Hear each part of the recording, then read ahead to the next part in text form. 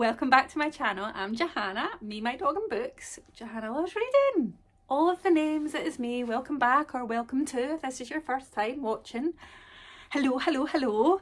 Today is my February reading wrap up, so apologise in advance because I'm using my other half's phone to remind me actually what I read. I don't know. It's just so I can make sure I don't miss any. Overall, I read 13 books.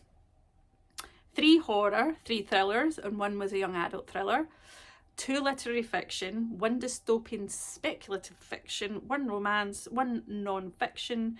7 of these books, so more than half, were 4-star and above. So buckle in while I take you through them in no particular order. First up, The Collar by Chris Carter. Love, love, love, love, love. Now, what did I give this? I give this 4.5 out of 5. Chris Carter is on a par with authors like Sam Holland, Karen Slaughter, with a level of dark, disturbing thrillers. This was phenomenal. It grabbed me from page 1.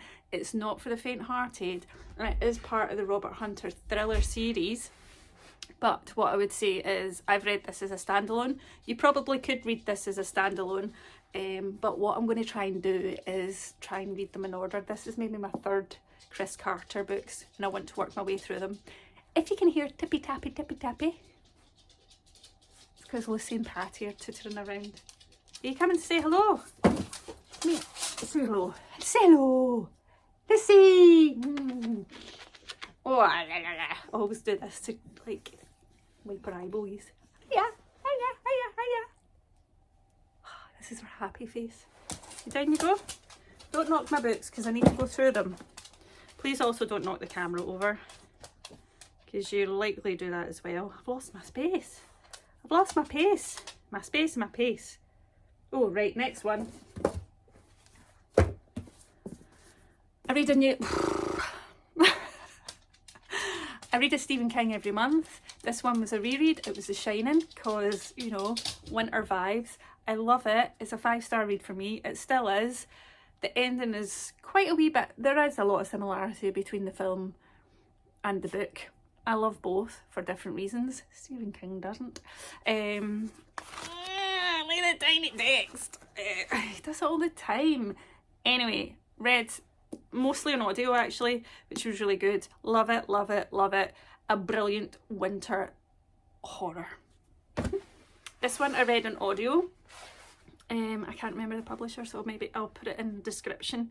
It was called How to Solve Your Own Murder. It was Agatha Christie-esque murder mystery, which you have a young woman in present day who has been left in the will, her great aunt's property, and anyway, in the will she has to go up against another member of the family to solve her aunt's murder.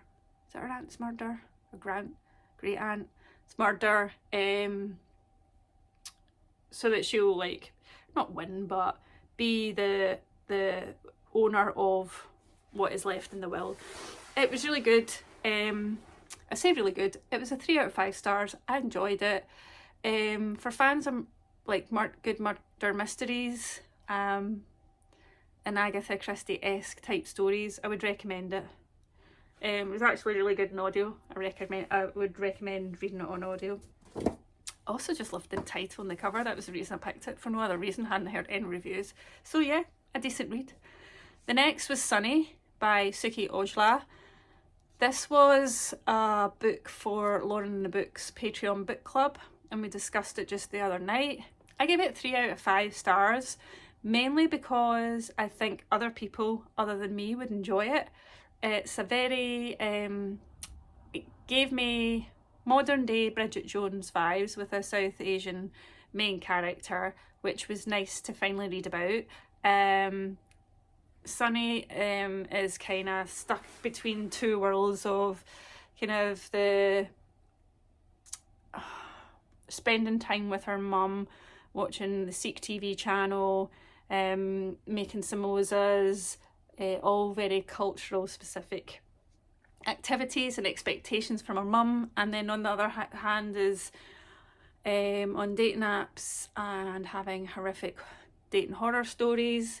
There are her friends there who are all like coupled up, so she feels left out. There's a lot of I say body shaming, but I don't know if that's right, because, well, Sunny's family body shame her a lot, but she has a lot of self dislike for her body, which I think could be quite triggering for some people. In the same instance, it could also be quite relatable. So I've come to the conclusion I'm not a romance reader really, but in saying that, I give it a 3 out of 5 stars because I think other people might really enjoy this.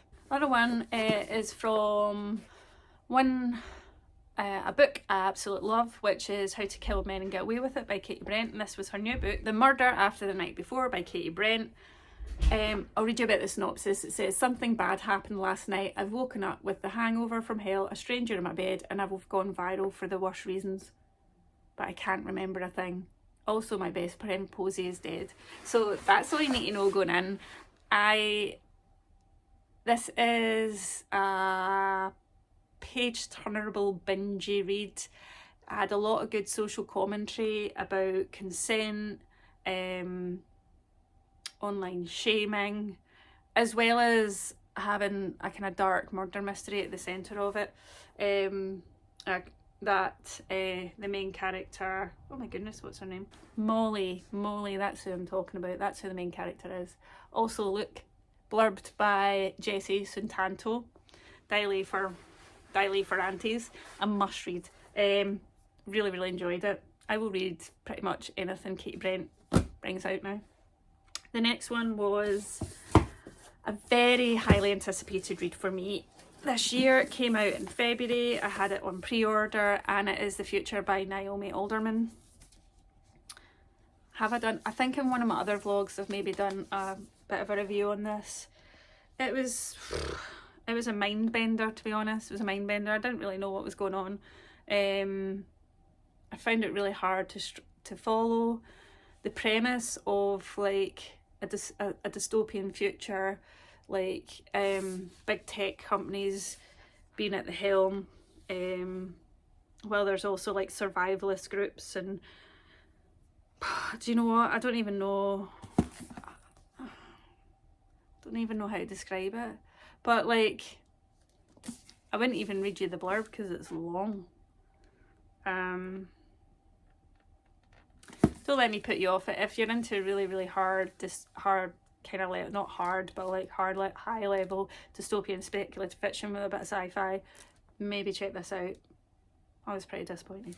Next, absolutely loved. It was perfect winter dark thriller, bit of horror element vibes. It is The Drift by CJ Tudor, my first Tudor book of ever. My first of 2024, because I'm going to read a few of these, as I've mentioned previously in other videos. Also, can I just interrupt to say, yes, I'm wearing a pinny. I'm wearing a pinafore because in the middle of cake baking, which you will see in my weekend vlog that comes out after this.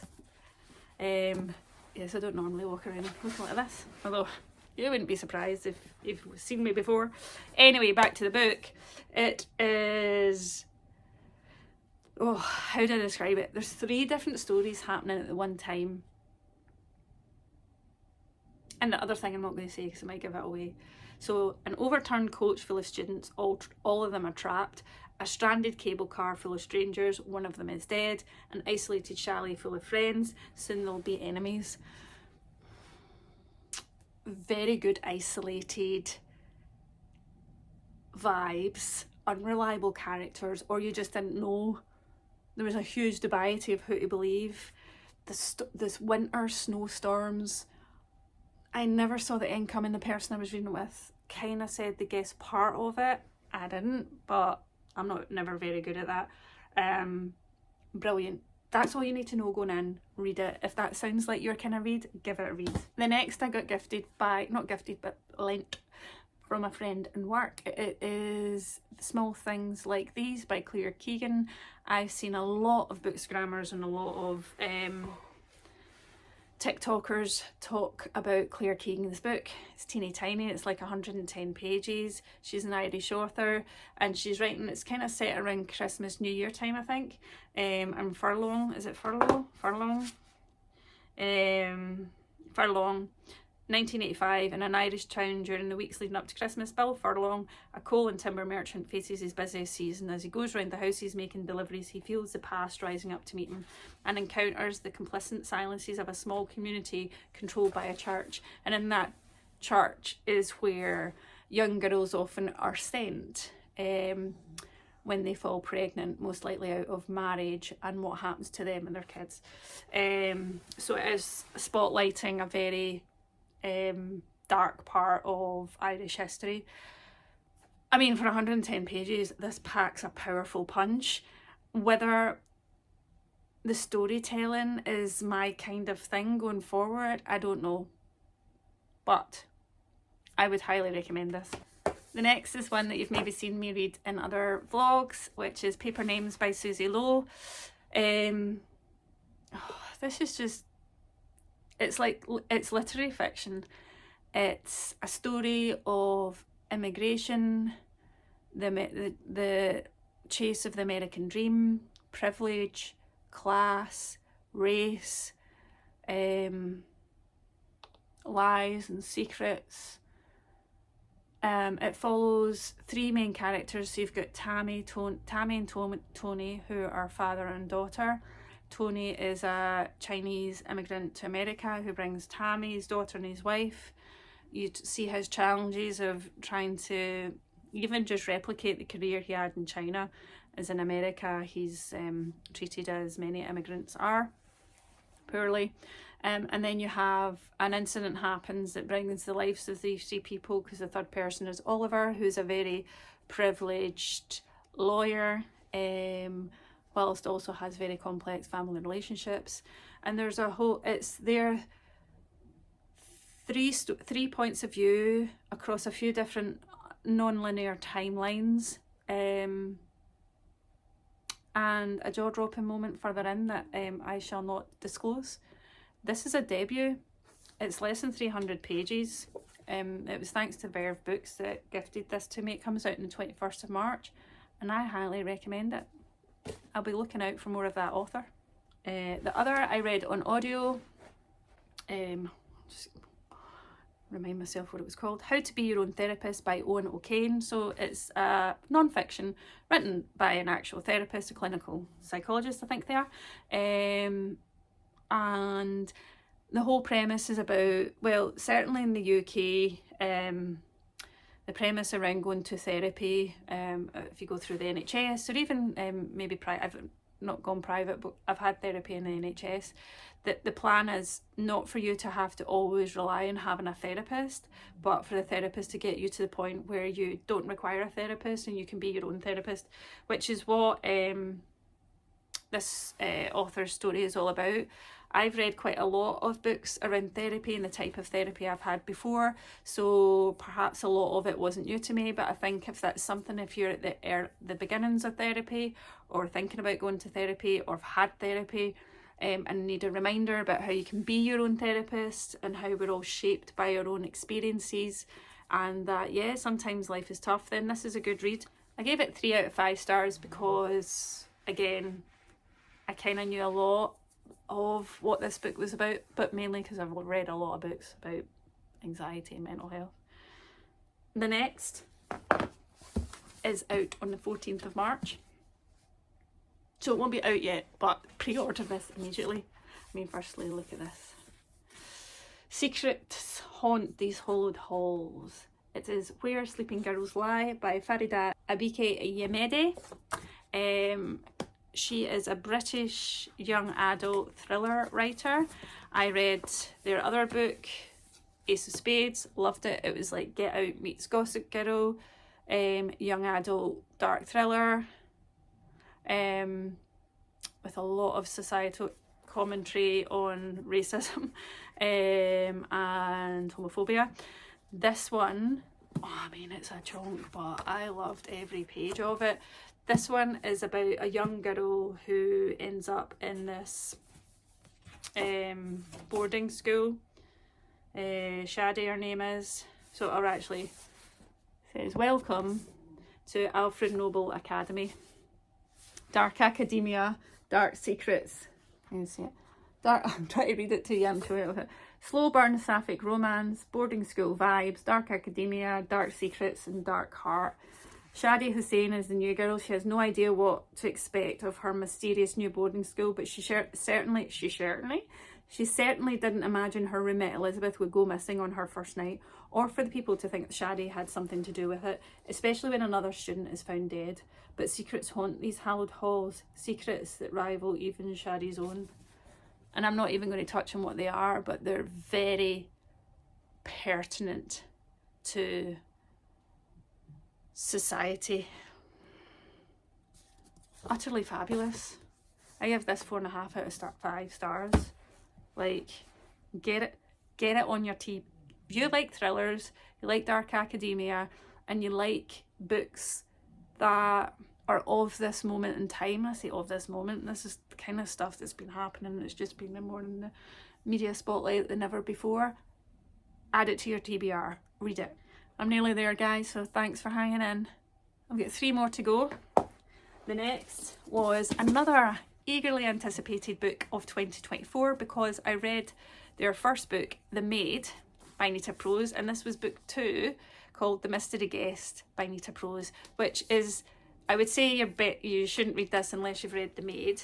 It follows Molly the maid in another sort of murder mystery, another whodunit. There's an author who has come to the hotel that Molly works in, and as he's taking the stage to make a big announcement, he drops dead. Turns out he's been murdered. So that's the kind of murder mystery element, and then you get a lot of flashbacks to Molly the maid's upbringing, background, and her relationship as she was brought up by her gran, and you find out more about that, which I quite really enjoy. I did enjoy. I didn't find it as gripping as the maid. I always find that the murder mystery part is just a light part to this, and that the actual thing is about Molly and her relationships. It was good. It wasn't amazing. I'm passing it on to a friend. My pile is stacking up here. Can you see it? And then you just see how bad my backdrop is. Anyway, Sweet Pea by CJ Tudor. This was a reread because I wanted to read the next 3 books in the series because I own them all, because that's what we bookworms do, is buy the whole books in the series as they come out, even though you've not read more than book 1 or even have read book 1. I loved this when it first came out. I now realise that a few years on I struggle to read really dark graphic intimate scenes. It's not dark romance, it's like a serial killer. It's like a female-based American Psycho, if you've ever read that. Rhiannon is a great character. She's well written. I think I've just struggled. There's very graphic, dark scenes in this.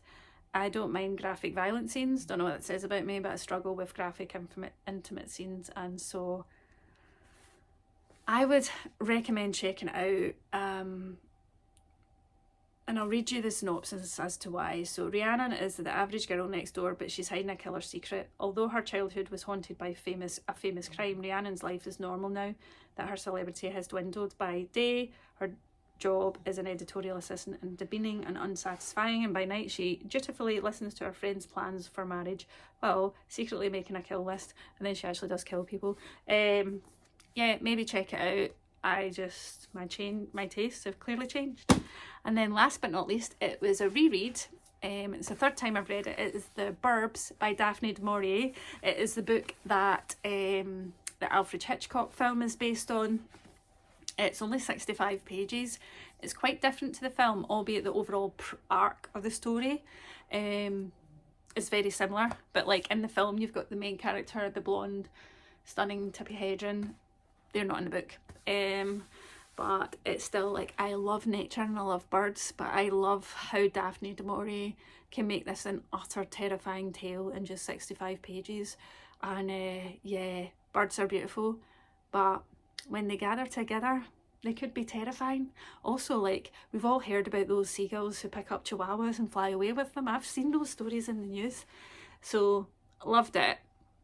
It's a 4-star read for me, and I'll always reread it. It's a good, I love the film as well. So yes, those were, not all of them here, those were my reads of February. Have you read any of them? Have any of them caught your fancy? Let me know, and as always, thanks for watching. If you'd like me to do any other types of videos, someone did mention one about top 10 cozy mysteries. I've got that in the making, as in not even filming it, but I'm putting some ideas together. Maybe some short horror, but I don't know. You tell me, and I shall deliver. But thanks again for watching. I'll hopefully pop back soon with maybe what I plan on reading in March. Middle grade March is teetering around my head about what middle grades I might read in March, but it's also Irish Author Month or Irish Book Month, one of the two, obviously because it's St Patrick's Day. It's also my OH's birthday and Lucy's 12th birthday, so I'll hopefully touch on all of those around and about. Thanks as always for watching, for commenting, for liking, for subscribing. And if this is the first time you've watched and you kind of like it, please give us a like and a subscribe, wherever the buttons are. Thank you so much, and see you next time. Bye!